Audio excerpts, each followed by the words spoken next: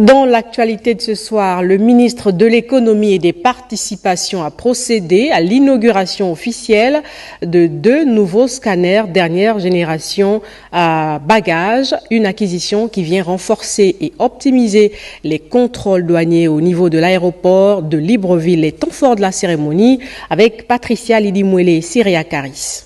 Moderniser l'administration publique gabonaise afin de répondre aux défis de l'heure. Objectif du gouvernement qui met tout en œuvre pour y parvenir. C'est donc dans cette optique que le ministre de l'économie et des participations a inauguré officiellement les 2 scanners modernes à bagages installés et mis en service pour assurer les opérations douanières efficaces et sécurisées. Le président de la République, en me nommant ministre de l'économie au mois de septembre, m'avait instruit de travailler à la modernisation de notre administration.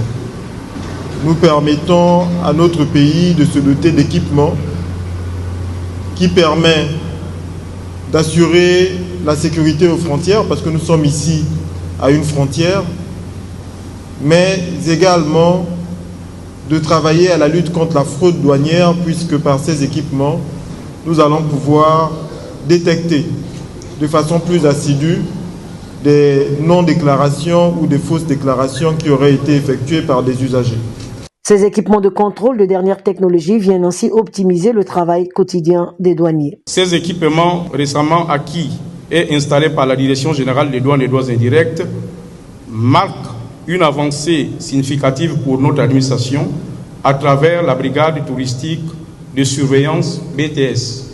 Longtemps privée de cet outil de contrôle non intrusif, l'administration des douanes dispose désormais de 2 scanners modernes et performant. Une formation en radioscopie pour le personnel a été nécessaire. On a été bien outillé de manière à savoir quand est-ce un passager a de la drogue, de marchandises prohibées. Encourageant les efforts accomplis par les services de douane, le ministre Maïs Moussi se veut plus pragmatique. Nous commençons aujourd'hui avec les scanners d'aéroport, mais nous entendons poursuivre avec des scanners portuaires, avec des scanners mobiles, mais également avec des scanners corporels. La fluidité du contrôle des passagers est désormais de mise avec l'acquisition de cette logistique de pointe qui fait la fierté de la douane gabonaise.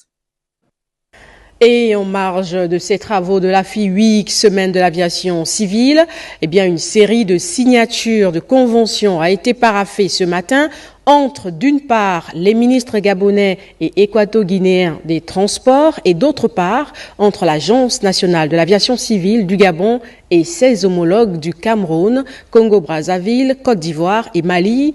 À quoi renvoient ces conventions? Le point avec Jerry Mbogo Bibigou et Gérard Magnania. Le Gabon et la Guinée équatoriale, désormais liés en matière aéronautique, par cet accord de coopération SAR, Convention internationale sur la recherche et le sauvetage.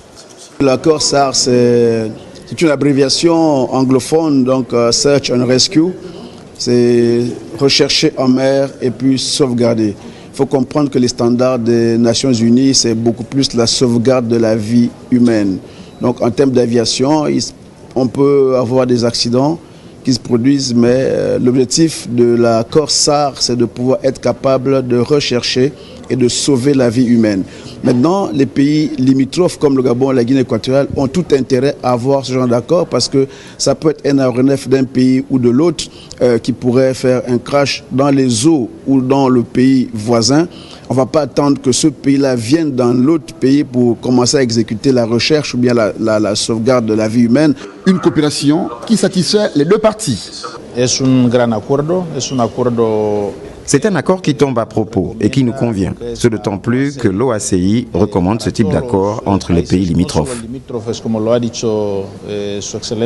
La sûreté et la sécurité étant primordiales dans l'aviation civile, la signature de ces conventions s'est élargie aux ANAC du Cameroun, Congo-Brazzaville, Côte d'Ivoire et Mali sous la direction de l'OACI. Comme quoi, la FIWIC se veut également pragmatique.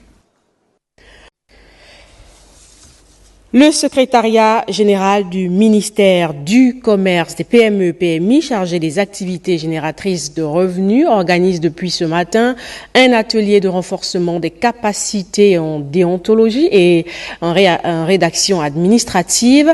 Et c'est la ministre de tutelle Marie-Paulette Parfaite à Mouyem, au LAM, qui a présidé les travaux en présence de nos reporters Évrard Mbani-Pitake et Ludovic Bitegué.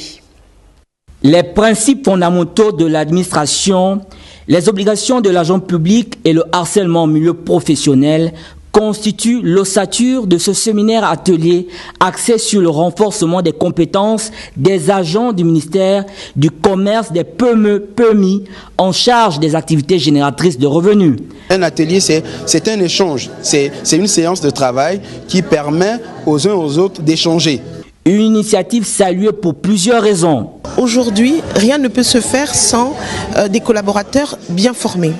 Chaque collaborateur au sein de notre département doit connaître de quoi il s'agit lorsqu'il s'agit d'une note, d'une décision, de tous les actes administratifs qui régissent finalement l'administration publique gabonaise. C'est du jamais vu au ministère du Commerce, c'est la première fois. J'ai 22 ans de service, c'est la première fois que je vois un atelier de formation pour éveiller les consciences des agents publics du ministère du Commerce. Dès que nous arrêtons d'apprendre, nous cessons de progresser, dit un adage. La déontologie signifie ce qui convient de faire, ce qu'il est bon de faire. Et c'est ce que nous devons toujours avoir à l'esprit dans nos missions, dans nos responsabilités, dans nos charges. Qu'est-ce qui convient de faire dans mon service? Cet atelier interactif s'inscrit dans le plan de développement de la restauration des valeurs administratives et commerciales. Dans le cadre du projet de formation initiale des enseignants des filières scientifiques, une séance de travail s'est tenue ce mardi 16 juillet au cabinet du ministre de l'Éducation nationale, rencontre au cours de laquelle Camilla Toutoum-Leclerc s'est entretenue avec les acteurs du système éducatif afin de statuer sur l'effectivité de cette formation. Nathalie Oké, Gérard Mindo nous explique. Autour de la table, les différents responsables des centres de perfectionnement pédagogique ont présenté leur stratégie de remise à niveau, un prélude à la formation de base des futurs enseignants des matières scientifiques. J'ai réuni mes collaborateurs pour qu'ils puissent me faire le point des modules de formation qui sont retenus, le déroulé de la formation, le programme de manière globale pour avoir les emplois du temps hebdomadaires pour ce renforcement de capacité. Il faut souligner que nous serons prêts à partir de la semaine prochaine. Au cours de ces formations, une nouvelle approche pédagogique est prévue et va s'étendre de l'estuaire jusqu'à l'intérieur du pays. La première des innovations, c'est les ateliers d'intégration, c'est très important. Et ensuite, il y a la législation scolaire. La formation va se faire après cette première partie d'intégration de tronc commun à Libreville.